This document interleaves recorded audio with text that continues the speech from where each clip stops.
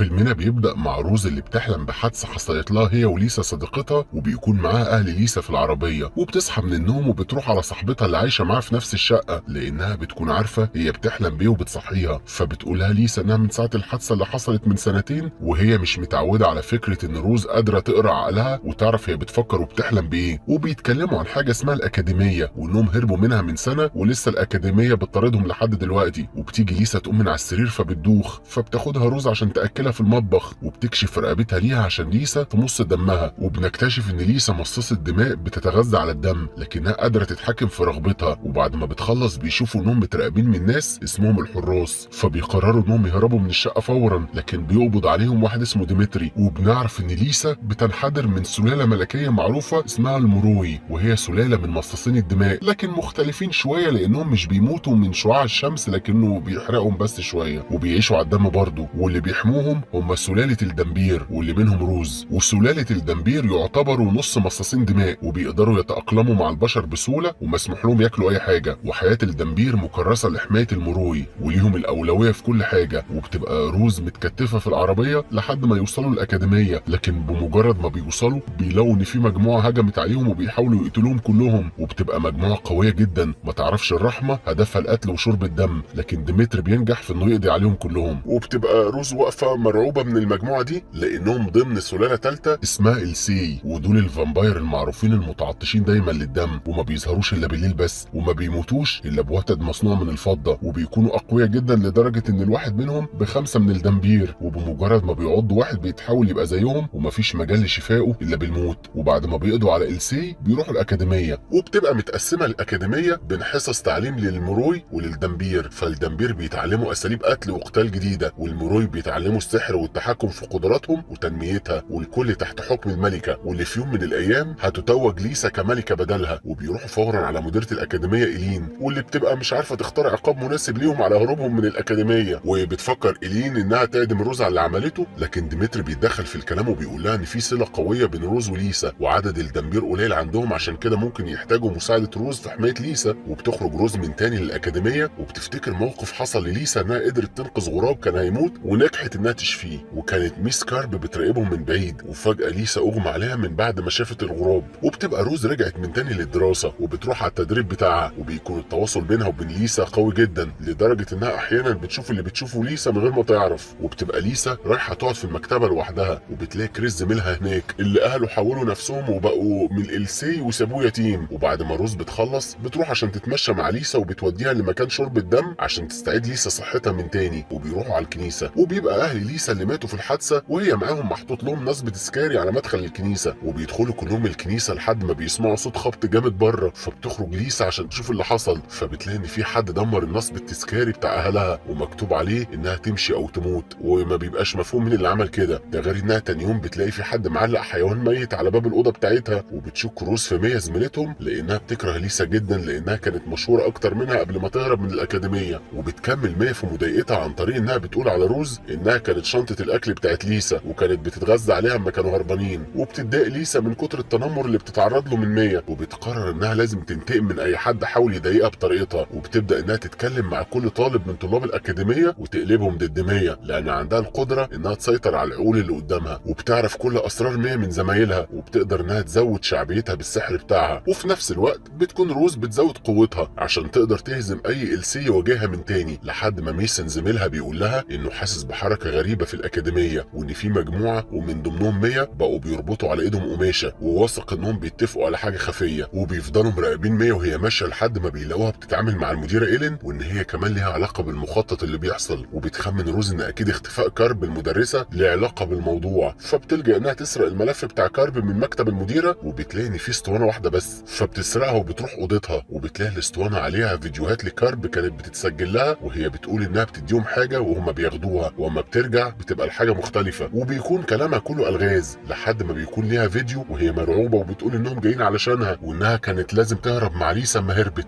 وفجاه بتلاقي ان باقي الفيديو محتاج تصريح لتكملته، وبيجي لها حاله التواصل مع ليسا وبتقدر تشوف اللي هي شايفاه. وبتلاقي ان كريس وهو متحول لسي بيقرب منها وبيقول لها ان هي السبب اللي خلاه يتحول وجاي عشان ينتقم منها، وبيقتل زميلها اللي واقف قدامها وبيأمر كل السي انهم يهجموا على الاكاديميه. فبتجري روز عشان تلحق تنقذ ليسا قبل ما تموت، لكن بيبقى الاوان فات وليسا اتحولت هي كمان لإلسي. وقبل ما الكل يهجموا على روز بتقوم ليسا فجأة من النوم وبيبقى حلم بتحلمه وروز حاسة بيها هي كمان، وبيكونوا الاتنين قلقانين من اللي شافوه وبيقضوا اليوم في الأكاديمية، وفي آخره بيكون عندهم حفلة مستمتعين بيها. لكن ليسا بتفضل تتباهى بسحرها وإنها الوحيدة اللي عندها سحر قوي لأنها الملكة، لكن السحر ده بيضعف ليسا وروز كمان لأنهم مرتبطين ببعض. وأما بيخرجوا بره الحفلة بيسمعوا صوت حيوان غريب لدرجة إنهم بيخافوا وبيهربوا منه لحد ما بيوصلوا لساحة كبيرة فيها شنطة ليسا محطوطة في النص وفيها القط بتاعها وهو ميت، وبتحاول تعمل معاه زي ما عملت مع الغراب وتشفيه، لكن ما بيبقاش عندها قدرة الإحياء لأنها بتشفي المجروح وبس، وبتفضل تحاول كتير لحد ما بيغمى عليها بسبب كتر استخدام السحر وبيبان على جسمها جروح. وساعتها بتشوف روز رؤية جديدة لميس كارب وهي بتقول لها إنها لازم تهرب من الأكاديمية لأنها خطر عليها هي وليسا، لأن في حد بيدور عليها ومش هيهدى لما يلاقيها لأنها مميزة جدا. فبتجري روز وبتبلغ مجلس إدارة الأكاديمية باللي حصل، ومنهم إيلين وعضو المجلس فيكتور، وبتطلب منهم تشوف الفيديو الخاص بكارب عشان تفهم القصة. وبتعرف إن كارب اختارت تتحول لإلسي بإرادتها لأن حالتها كانت بتتدهور جدا، ومن ساعتها وهي اختفت تماما من الأكاديمية. وبتفضل روز مصممة تفهم اللي بيحصل لصاحبتها، فبتروح المكتبة عشان تقرا في الكتب، وبتلاقي إن كريس موجود هناك وبيساعدها في فهم اللي بيحصل لليسا، وبيتوصلوا إن ليسا عندها قدرة سحر فريدة اسمها الروح، وهي قوة ملهاش حدود، قليل اللي بيملكها وبيبقى مميز جدا، وإن قليل اللي بيقدر يتحكم في القوة دي. وبتروح روز لليسا عشان تشرح لها اللي عرفته، لكنها بتفتكر إن روز على علاقة بكريس وبتتهمها بالكذب. ومرة واحدة بتحصل فجوة بسيطة في الأرض وبتكون السبب في كسر رجل روز وبتتنقل للمستشفى، وبعد ما بتفوق بتبص على رجليها بتلاقي إن ما حصلهاش حاجة، فبتفهم إن ليسا استخدمت سحرها عليها وعالجتها قبل ما تروح المستشفى. وبيتجهزوا هما الاتنين للحفلة اللي هتتم في الليل، وأثناء لبسهم بيلاقوا الكمبيوتر ظهر عليه جملة بتقول إنها هتبقى آخر حفلة تحضرها ليسا، فبيحاولوا إنهم ما يركزوش وبيكملوا لبس عشان يروحوا على الحفلة، وبيبهروا الحفلة بجمالهم. وبيجي ميسن عشان يقول لروز إنه وصل للي حاول يضايقوها هي وليسا الفترة اللي فاتت دي كلها، وإن كل الشباب اللي كانوا رابطين قماش على إيدهم هم اللي كتبوا بدمهم على الحيطة إن ليسا تسيب الأكاديمية، وكل ده كان بأوامر من ميا. فبتروح روز لميا وبتقول لها إنها عرفت كل الخطط الساذجة اللي عملتها وآخرها قتل القط،